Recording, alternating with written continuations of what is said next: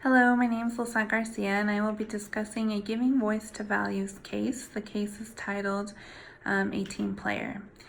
The case is about an auditor named Diane who finds a deficiency in a client's inventory system after performing a physical observation.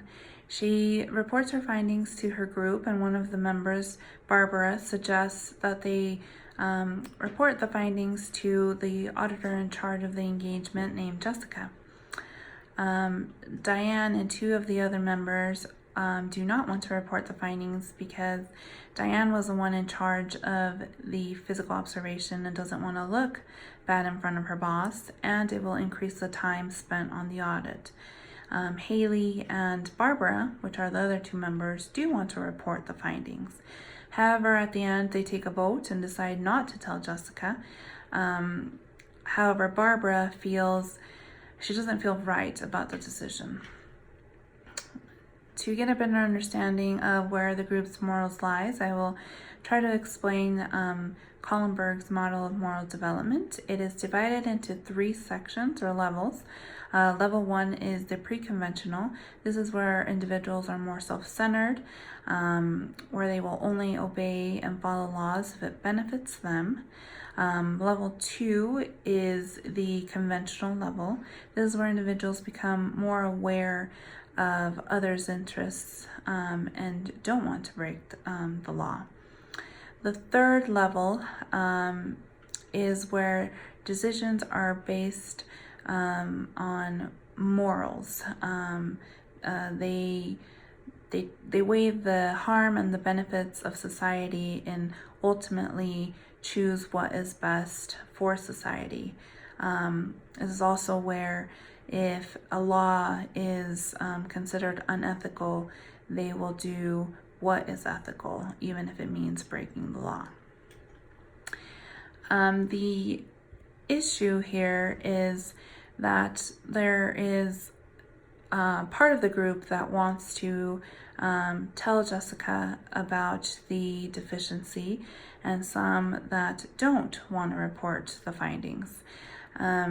And that could be because they are at different levels of moral development. The ones that do not want to report the findings are probably at a level 1, which is where they're more self-centered because they're worried about not looking good in front of their boss, looking incompetent, and where they're deciding that the deficiency is minor, even though it should be reported.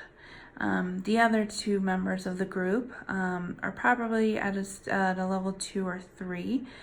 They want to follow the rules, want to do what's right, and they're worried that there could be greater problems with this client, so they could affect society and stakeholders.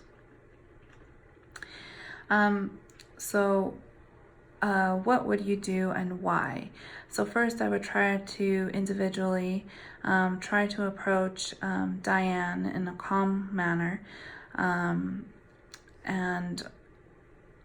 try to convince her to report the findings to Jessica. If that wouldn't work, I would move to try to convince Haley to report the findings, just because she was the other one who wanted to report the findings, and together we could develop a plan to approach Jessica. Finally, if neither of the two wanted to report the findings, I would probably go directly to Jessica. I would want to follow the standard code of ethics for accountants, maintain my integrity, and fulfill my responsibilities to stakeholders.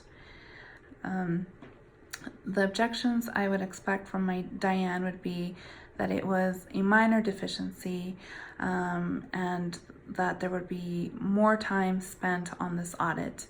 I would go ahead and tell her that it's still a violation of the profession's ethical standards, including due care and integrity, and consequences could be greater if not reported.